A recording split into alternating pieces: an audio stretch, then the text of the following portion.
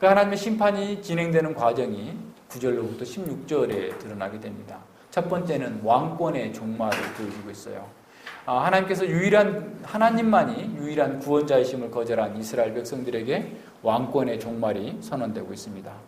하나님을 대적하고 인간 왕에 의존해가지고 스스로 살 길을 찾겠다고 했던 이스라엘이 멸망을 피할 수 없게 됐다라는 겁니다. 이스라엘의 왕권은 사실 하나님께 속하였고 인간 왕은 위임된 왕이었음에도 불구하고 그들은 하나님의 주권을 저버리고 인간 왕이 자신들을 구원해 줄 거다라고 하면서 인간 왕을 요구했고 인간 왕이 지금도 자신들을 도울 수 있을 거다라고 하는 헛된 희망을 품고 있었던 것이죠. 그래서 하나님께서는 그러한 인간 왕권 자체를 완전히 멸하시겠다라는 겁니다. 9절에 보십시오. 이스라엘아 내가 패망하였나니 이는 너를 도와주는 나를 대적합니다. 그들이 패망하게 된 이유가 뭐냐면 그를 도와주려고 하고 구원해 주려고 하고 생명을 주시는 그 하나님을 대적했기 때문이다라는 거예요. 미련한 자들이 생명의 길을 떠나서 죽음의 길로만 내달리고 있는 것처럼 이스라엘도 자진해서 멸망의 길을 선택한 것입니다. 이스라엘은 구원해 줄 수 있는 능력을 갖고 계신 그 하나님을 거부하고 능력도 없는 바알과 자기 손으로 만든 우상이 자신들을 구원해 줄 거라고 생각하면서 유일한 구원자이신 하나님을 대적하고 있음을 선언하고 있는 겁니다. 이들은 인간 왕을 의지하면서 하나님을 버리고 대적한 것이죠. 하나님께 구원을 요청하는 대신에 하나님을 적으로 만들어버린 겁니다. 따라서 이스라엘의 패망은 하나의 가능성이 아니라 확정된 현실이 되었다라는 겁니다. 이스라엘의 패망은 확정되었기 때문에 또다시 완료 시제가 사용되고 있어요. 그들이 하나님을 전혀 섬기지 않은 거 아니에요. 하나님을 섬겼어요. 열심히 했어요. 밭에 돌무더기처럼 많은 제단을 쌓았어요. 그럼에도 불구하고 하나님께서 지금 이렇게 말씀하시고 있다는 것을 기억해야 됩니다. 10절에 보십시오. 내가 전에 이르기를 내게 왕과 방백들을 주소서 하였느니라. 사무엘상 8장을 또 말씀하고 있죠. 내 모든 성읍에서 그렇게 했는데 내 모든 성읍에서 너를 구원할 자 내 왕이 이제 어디 있으며 내 재판장이 어디 있느냐. 하나님께서 이스라엘 백성들을 배반한 것에 대해서 조롱하면서 말씀하시는 거예요. 자, 내 모든 성읍에서 너를 구원할 자 내 왕이 어디 있느냐 한번 찾아봐라라는 거예요. 너희들이 그렇게 왕을 의지했고 왕이 너희들을 구원해 줄 거라고 했는데 지금 너희들이 멸망 앞에서 너희의 왕이 어디 있고 너희의 지도자가 어디 있느냐 묻는 거예요.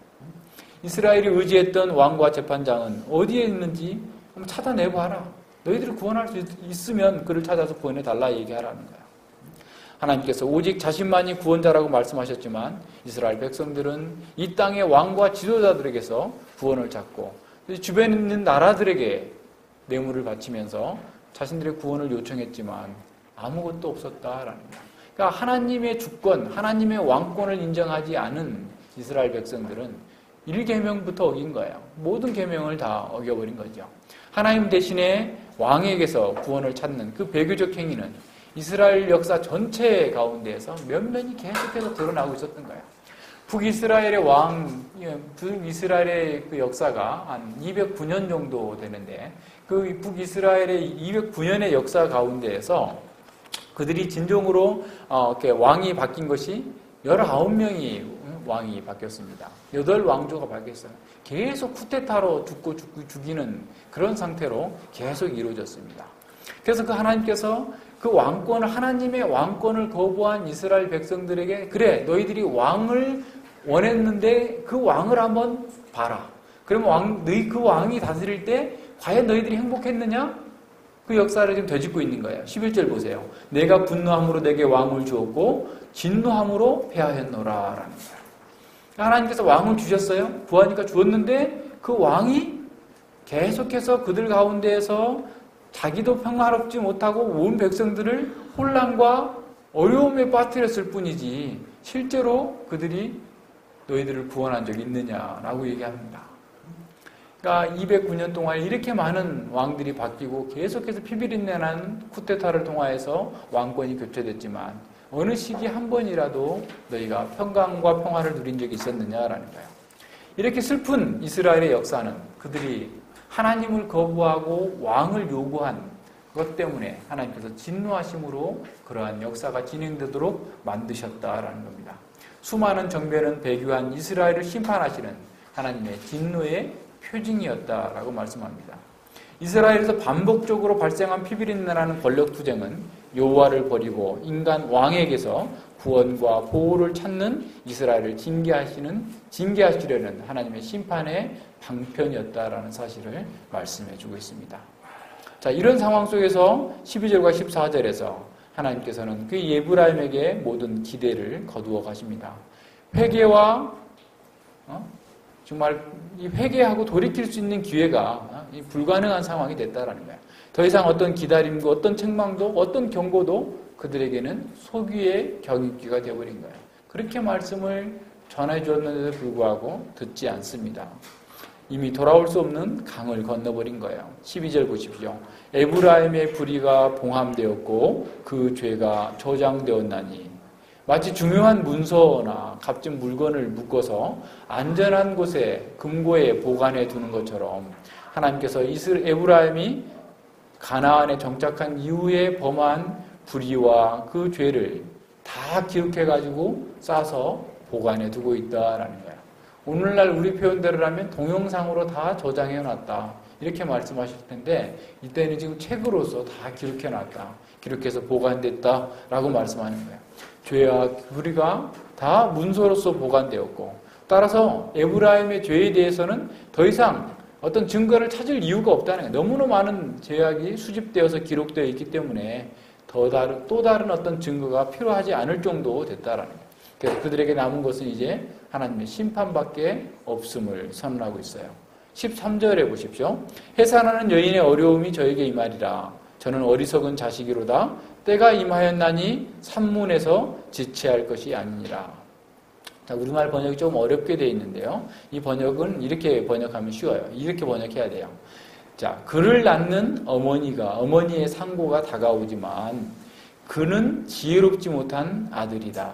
해산할 때가 되어도 자궁에서 나오려고 하지도 않는다라는 거야. 자, 무슨 말이겠어요? 지금 이제 출산 예정일이 지났어요. 그래서 빨리 좀 나와야지 되는데 나오지 않고 거기서 버티고 있는 거야. 그렇게 되면 아이도 죽고 엄마의 생명도 위태로워지는 그런 상황. 어리석은 자식이다라는 거야. 그러니까 출산의 고통이 지금 시작이 됐고 아이가 나와야 되는 그런 상황이 되었음에도 불구하고 움직이지 않고 나오려고 하지 않는 거예요. 그러니까 지혜로운 사람은 때를 분별할 줄 알아서 그 때에 적합하게 행동할 줄 아는데 지혜 없는 자식과 같이 이 에브라임은 때를 읽지 못하고 있음을 보여주는 겁니다. 자, 고대에는 사사는 아주 흔한 일이었어요. 아이가 태에서 죽는 것은 아주 흔한 일이었습니다.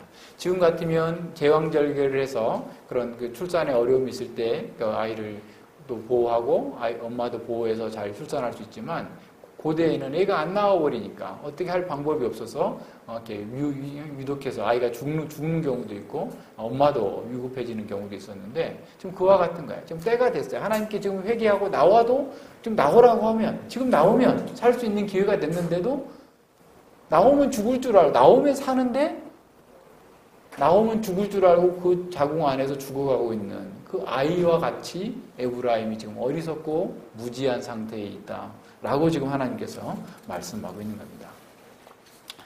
지체할 여유가 없음에도 불구하고 에브라임은 전혀 그것을 깨닫지 못하는 어리석은 자식이 됩니다. 심판의 시간이 임박했고 그래서 거듭 회개하고 지금이라도 돌이키라라고 말씀하시고 있음에도 불구하고 그들은 생명과 구원을 주시는 그 하나님께 마지막 그 기회마저도 거절해버리고 맙니다. 에브라임의 이런 어리석은 고집은 생명을 건질 마지막 기회마저도 인식하지 못하고 죽게 되는 거죠. 그러니까 하나님의 심판 때문이 아니라 자신의 어리석음 때문에 죽음과 멸망을 자초하고 있는 겁니다. 에브라임의 어리석음은 마지막 생명줄을 잡을 수 있는 기회마저도 놓쳐버리게 된 거죠. 이런 출산의 표상은 간접적으로 그 당시에 다산 풍요를 주관하는 바알 신을 섬긴 그 사람들의 어리석음을 간접적으로 책망하고 있는 거죠. 그래서 바알을 섬겼기 때문에 그들이 마지막 남은 그 기회마저도 상실해버렸음을 선언하고 있는 겁니다. 14절에 보십시오. 내가 저희를 음부의 권세에서 속량하며 사망에서 구속하리니 사망아 내 재앙이 어디 있느냐? 음부야 내 멸망이 어디 있느냐? 뉘우침이 내 목전에 숨으리라. 자, 이 번역도 좀 이렇게 문맥을 벗어나서 이 번역이 그래요. 그러니까 이제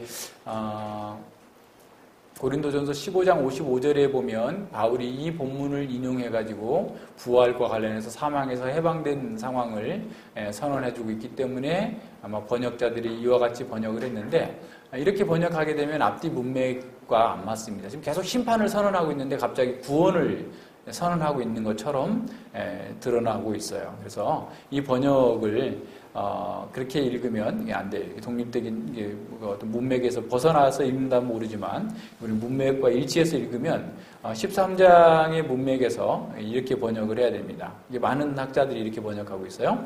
수월의 권세로부터 내가 그들을 속량해야 되겠느냐. 그러니까 죽음의 권세로부터 그들을 속량해야 되겠느냐? 사망으로부터 내가 그들을 구속해야 되겠느냐? 사망아 내 역병이 어디 있느냐? 수월아 내 멸망이 어디 있느냐? 다시 말하면 그들에게 지금 확정된 사망, 확정된 수월, 멸망을 지금 선언하고 있어요. 그러면서 마지막에 내 눈은 연민 같은 것을 모른다라는 거예요. 내 목전에 숨으리라는 거, 뉘우침이라는 거. 하나님께서 그들에게 연민을 주고 그들을 구원하고자 하는 그 의지를 아예 가려버렸다라는 거예요. 그래서 이제는 남은 것은 그들에게 사망과 멸망이 확정되었다라는 거예요. 자, 그들의 죄가 문서에 기록되어 가지고 보좌가 안 되고 저장되어 있음에도 불구하고 이 사람들은 계속해서 이렇게 마지막 기회마저도 거부하고 지금 빨리 나와야 살 수 있는 길인데도 계속해서 그 안에 머물겠다라고 하는 그 상황 속에서 하나님께서는 자, 사망아 어디 있느냐? 가서 뭐 하고 있니? 가서 역병으로 가서 저들을 쳐서 죽이라. 수호라 너 뭐 하고 있니? 가서 저들을 멸망시키라. 그 얘기입니다. 하나님은 저들에 대하여서 조금도 연민을 보여주지 않을 거야. 난 고개를 돌려버린 거야. 내 눈에는 저들에 대하여서 어떠한 동정심이나 어떠한 궁율도 없어. 니들이 가서 마음껏 심판해. 라는 말씀이에요. 그럴 정도로 좀 심각한 위기 상태에 빠져 있는 것입니다. 하나님께서는 이렇게 계속해서 그들에게 구원의 길을, 생명의 길을 예시해 주셨음에도 불구하고 끝까지 거부하는 그 사람들을 구속해야 될 털끝만큼의 이유도 찾지 못했다라고 말씀하고 있는 겁니다.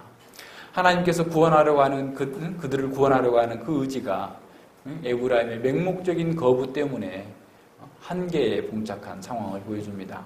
하나님 지금까지 구원을 위한 그런 모든 노력을 포기하시고 어리석은 에브라임에게 사망과 멸망을 선언하고 있는 겁니다. 사명이 역병, 흑사병처럼 에브라임을 멸망시켜서 지하세계로 끌고 갈 것이다 라고 하는 것을 허락해주고 있는 거죠. 유일하게 죽음으로부터 구원해 주실 수 있는 그 하나님께서 그들을 구원하시지 않고 그들을 지옥에 던져 넣으시겠다라고 얘기하는 겁니다. 더 이상 이제는 그들에게 구원의 길이 보여지지 않고 있어요. 하나님께서는 조금의 연민도 남기지 않고 맹렬한 사망에 그들을 넘겨주시겠다라고 선언합니다. 에브라임에게 더 이상 어떤 연민도 갖지 않으시겠다라고 선언하고 계시는 거예요. 그래서 15절과 16절에서는 완전한 멸망이 선언이 됩니다. 이 15절과 16절은 다시 화자가 호세아 선지자예요. 그래서 이 호세아 선지자는 이스라엘의 멸망과 죽음을 더 구체적으로 기술하고 있는데 북왕국의 수도 사마리아가 함락되고 그 백성들은 피해 굶주린 점령군들의 칼에 의해서 무참하게 살육당할 것을 보여주고 있습니다. 15절 봅니다. 저가 비록 형제 중에서 결실하나 동풍이 오리니 곧 광야에서 일어나는 여호와의 바람이니라. 그 근원이 마르며 그 샘이 마르고 그 적축한 바 모든 보배 그릇이 약탈되었도다.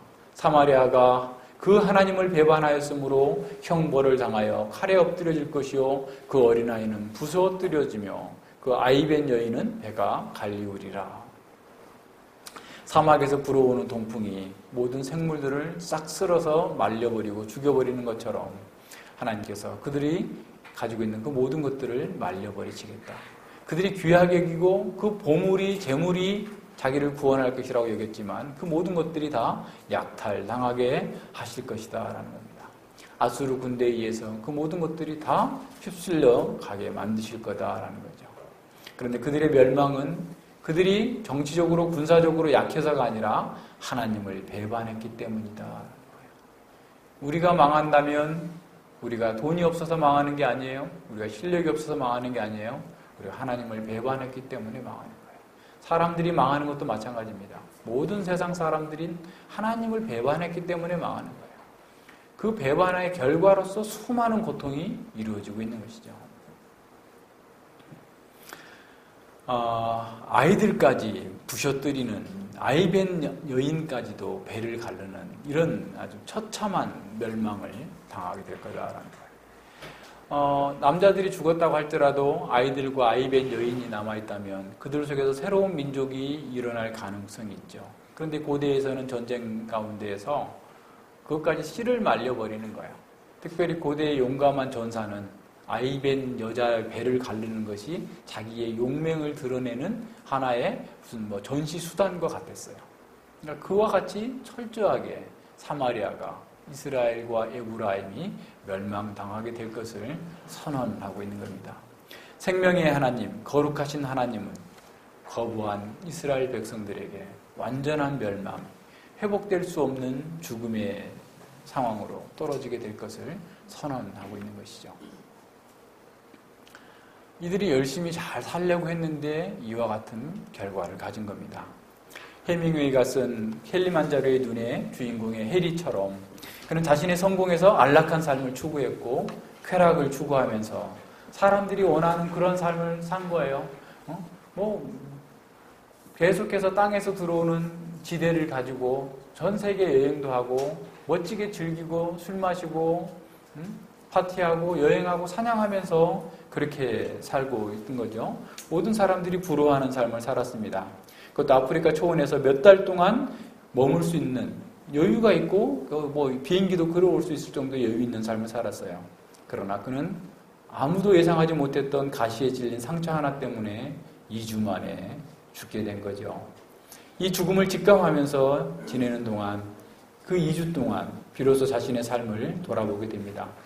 작가로서 성공한 나머지 안락한 생활에 빠져서 과음과 방탕과 나태함 속에서 자신의 재능을 잃어가는 것을 후회합니다. 이런 부조리한 현실 속에서 하이에나와 같은 살벌한 경쟁에서 벗어나서 눈 덮인 하얀 정상에서 정말 표범처럼 이상적인 삶을 꿈꿨습니다. 하지만 그는 배부름으로 마음이 교만해지고 그로 인해서 작가로서의 삶을 다 잃어버린 것이죠. 이스라엘 백성들도 마찬가지입니다. 하나님께 주신 풍요와 번영을 통해서 그들의 마음이 교만해짐으로써 자신의 정체성과 사명을 망각해버린 거예요. 하나님을 잃어버리게 된 겁니다. 하나님께 주신 축복이 하나님을 잃어버리게 만들었고 눈에 보이는 축복과 성공이 역설적으로 그 복을 주신 하나님을 잃어버리게 만든 것이죠. 척박하고 위험이 많았던 광야에서 하나님께 순종했던 이스라엘 백성들이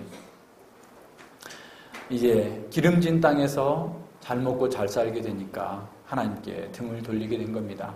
배부르고 힘이 생기자 마음이 바뀐 것이죠. 하나님의 방식대로 하나님 나라를 건설해야 한다는 사명은 귀찮은 짐쯤으로 여겨지게 된 것이죠. 이제 성인이 되었다라고 생각하는 힘이 있다고 하는 이스라엘의 귀에 하나님의 가르침은 어린 아이들에게 알파벳을 가르치는 것처럼 수준 낮은 것으로 여겨진 것이죠.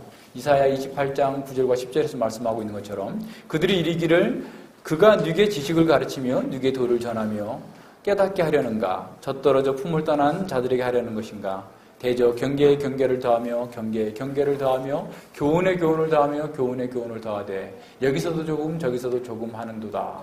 이 10절은 마치 아이들한테 그냥 알파벳을 가르치는 것처럼 그런 말이에요. 차울 라차우 차울 라차우 카울 라카우 카울 라카우 지에르삼 지에르삼 그냥 경계에 경계를 더하고 교훈에 교훈을 더하고 이렇게 말을 익히는 아이들한테 다시 말하면 자신들 다 성인이 됐다. 하나님께서 전해주는 선지자의 말 회개하라 돌이켜라 하나님 말씀대로 살라 그래야지 너희들이 멸망하지 않는다 라고 하나님께서는 부지런히 선지자들을 보내서 가르치고 또 가르치고 경계하고 지금이라도 돌아오라 라고 얘기하는데 자신들은 성인이 됐다. 이런 거는 애들한테나 가르쳐. 이거는 찬이한테나 가르쳐. 우리는 이거 다 뗀 사람들이야 라고 하면서 하나님의 말씀을 듣지 않고 그 말씀을 거부하는 이런 상태의 사람들인 거죠. 아들이 아버지로부터 독립을 하면 아버지의 교훈적인 가르침이 노인네의 잔소리 정도로 생각하게 됩니다. 그저 자신에게 필요한 물건이나 물질을 제공해주고 더 이상 자신의 삶에 대해서 간섭하지 말라라고 요구하는 것처럼 이스라엘도 하나님께 그와 같은 방식으로 반응한 거죠. 하나님께서 그냥 조용히 계시다가 자신들이 제사 드릴 때 부르면 그때 나타나서 자신들에게 복을 주시고 그리고 다시 들어가셨다가 우리가 부르시면 나오세요. 이렇게 하는 거죠. 자신의 삶에 간섭하지 말라라는 거야. 우리가 무엇을 하든지 간에 하나님은 그냥 우리가 드리는 이 재물 받아서 드시고 우리가 요구하는 거 주시고 그리고 우리의 삶에 대해서 간섭하지 마세요. 우리가 알아서 할게요. 이 정도는 내가 다 알아서 할 수 있거든요. 라고 하는 방식으로 살았던 것이죠. 그래서 하나님은 자신의 취향에 맞는 하나님으로 바꾸어 버린 겁니다. 이것이 우상 숭배의 본질입니다. 사람들은 하나님의 뜻에 순종하지 않고 하나님께서 자신이 원하는 대로 움직여 주기를 원합니다. 이는 성경의 하나님이 아니라 자신이 원하는 하나님을 섬기는 우상 숭배인 것이죠. 하나님께서는 성경을 통해서 당신이 원하시는 것이 무엇인지를 가르쳐 주시지만 사람들은 자신이 원하는 것을 하나님께 강요하고 있습니다. 하나님의 말씀에 순종하는 것은 안중에도 없고 오직 자신이 원하는 대로 하나님께서 움직여서 자신에게 축복을 주시기만을 갈망하고 있는 거죠. 그들이 예배하는 하나님은 자신이라고 하는 우상과 오버랩된 하나님일 뿐입니다. 그렇기 때문에 그들은 실제로 하나님을 잊어버리고 자기가 원하는 대로 살게 되는 것이죠. 그들은 하나님의 이름으로 자아라고 하는 우상에 입맞추고 있는 것입니다. 자아라는 우상에 입맞추고 있어요. 자기를 경배하고 자기를 헌신하고 자기에게 모든 것을 충성을 바치고 있는 이런 상태이죠. 그럼 그들이 뭘 얻었을까요? 먹고 배부르고 교만한 마음이 가져다 준 것이 무엇이었어요? 하나님을 자신의 마음의 왕자에서 쫓아내버리고 자신이 스스로 왕이 되어서 세상의 대적들 속에서 살아남았습니까? 하나님을 떠난 것은 생명과 구원을 주시는 유일한 하나님 원천으로부터 떠난 것이죠. 그들은 많은 재물로서 자신의 안전과 행복을 보장하고자 했지만 동풍이 불어와서 그 모든 것들을 쓸어가 버렸습니다. 코로 숨쉬는 인간이 스스로 왕처럼 행동하지만 그는 자기 자신마저도 통제할 수 없는 아무것도 아닌 허무한 존재에 불과합니다. 사람들은 캘리만자로의 정상에 눈과 같은 이상적인 삶을 추구합니다. 그러나 무심코 찔린 가시 때문에 죽음을 당하고 눈에 보이지 않는 메리스 바이러스나 에볼라 바이러스 때문에 죽습니다. 사람들은 하나님 없이 재물과 성공을 통해서 안정과 행복을 원했지만 아침 구름이나 아침 이슬처럼 바람이 나는 쭉정이처럼 굴뚝의 연기처럼 순식간에 사라져갈 뿐입니다. 그들이 입맞춤에 경배하고 헌신했던 우상들은 모두 헛것에 불과했습니다. 시편 115편 4절과 8절에서 이렇게 말씀하죠. 저희 우상은 은과 금이요 사람의 수공물이라. 우상을 만드는 자와 그것을 의지하는 자가 다 그와 같으리로다. 헛것을 의뢰한 사람들은 모두 연기와 같이 헛것이 되고 말 것입니다. 모든 인간은 에브라임처럼 하나님의 구원의 손길을 철저히 거부할 뿐만 아니라 그 구원의 하나님을 대적하고 있습니다. 그래서 인간에게는 어떤 희망도 보이지 않는 것이죠. 그들의 불의와 그들의 죄가 봉함되었고 기록되어서 봉함되고 저장되어 있습니다. 어느 누구도 이 문서에 기록된 죄를 지울 수 없습니다. 그들에게 남은 것은 영원한 멸망, 사망뿐인 것이죠. 성경에 게시된 하나님은 값싼 은혜를 남발하시는 그런 분이 아니십니다. 하나님은 반드시 공의를 집행하십니다. 수월의 권세로부터 내가 그들을 속량해야겠느냐? 사망으로부터 내가 그들을 구속해야겠는가? 사망아, 내 역병이 어디 있느냐? 수월아, 내 멸망이 어디 있느냐? 내 눈, 연민 같은 것을 모른다. 하나님께서는 죄에 대하여서 악에 대하여서 이와 같이 철저하게 심판하신 분입니다. 이스라엘은 죄의 삭수로 받아 마땅한 것을 받은 것이죠. 죄의 삭은 사망입니다. 하나님의 인내는 무관심이나 무조건적인 용서를 함축하지 않습니다. 하나님의 인내는 죄인들에게 주는 또 한 번의 기회입니다. 베드로후서 3장 8절과 9절 그리고 15절 봅니다. 사랑하는 자들아, 주께서는 하루가 천년 같고 천년이 하루 같이 같은 이 한 가지를 잊지 말라. 주의 약속은 어떤 이에 더디다고 생각하는 것처럼 더딘 것이 아니라 오직 너희를 대하여 오래 참으사 아무도 멸망치 않고 다 회개하기에 이르기를 원하시기 때문이다라는 거예요. 또 우리 주의 오래 참으심이 구원이 될 줄로 여기라. 주의 오래 참으심은 죄를 더하는 기간으로 악용하는 자들에게는 더 이상 소망이 없음을 알아야 됩니다. 십자가는 죄에 대한 연민을 보이지 않는 하나님의 진노의 표상입니다. 하나님께서는 죄를 끝까지 추격하셔서 십자가에서 조금도 연민을 보여주지 아니하시고 철저하게 응징하셨습니다. 예수님께서 바로 이런 끔찍한 저주의 죽음을 당하신 것은 우리가 바로 자기 사랑이라고 하는 우상에서 벗어나게 하시기 위함이었다라는 것을 기억해야 됩니다. 자기 사랑이라는 우상에서 벗어나도록 하기 위해서 예수님께서 십자가에서 연민 없는 철저한 진노를 당하셨다라는 겁니다. 우리가 당해야 될 멸망과 사망을 예수님께서 당하신 것입니다. 그래서 자기라는 우상과 자기 사랑이라는 죄에서 벗어난 우리들이 이렇게 사망에 대해서 외칠 수 있어요. 바울이 했던 것처럼 사망이 이김에 삼킨 바 되리라고 기록된 말씀이 응하리라. 사망아 너의 이기는 것이 어디 있느냐? 사망아 너의 쏘는 것이 어디 있느냐? 사망이 쏘는 것은 죄요 죄의 권능은 율법이니라. 그리스도의 철저한 십자가 위에서의 심판을 통해서 사망의 독침이 그리스도 안에 있는 자들에게 제거되었습니다. 그리스도의 승리가 죽음을 삼켜버린 것입니다. 따라서 더 이상 그리스도 안에 있는 자들은 사망이 이길 수 없는 거예요. 그리스도 안에 있기 때문에 그런 거예요. 우리 때문이 아니라 이 사망의 권세를 부리는 것은 죄와 율법 아래에 있는 자들에게입니다. 여전히 하나님의 구원의 길을 거부하고 자기 숭배, 자기 영광을 추구하는 사람들에게는 여전히 사망이 왕노릇하기 때문에 그들 또한 헛것이 될 수 있어요. 우리는 그리스도와 함께 죄에 대하여 죽고 그리스도와 함께 다시 살리심을 받았습니다. 우리는 은혜 받을 자격이 전혀 없는 자들에게 하나님께서 베푸신 그 사랑과 호의를 받았어요. 우리는 마땅히 이렇게 조금도 자비와 연민이 없이 영원한 멸망을 당해야 될 그런 사람들에게 하나님의 자녀라고 하는 놀라운 권세까지 주시게 된 겁니다. 이 은혜를 경험한 사람은 예수 그리스도로 말미암아서 죄와 사망을 이기게 하시는 승리를 가져다 주시는 하나님께 날마다 감사해야 되는 것이죠. 그래서 고린도전서 15장 58절에서 바울은 이렇게 말합니다. 그러므로 내 사랑하는 형제들아 경고하며 흔들리지 말며 항상 주의 일에 더욱 힘쓰는 자들이 되라. 이는 너희 수고가 주 안에서 헛되지 않을 줄을 알미니라. 우리의 나태함, 우리의 방종에서 우리가 벗어나는 길을 지키는 최선의 방책은 주님의 일에 열심을 내는 겁니다.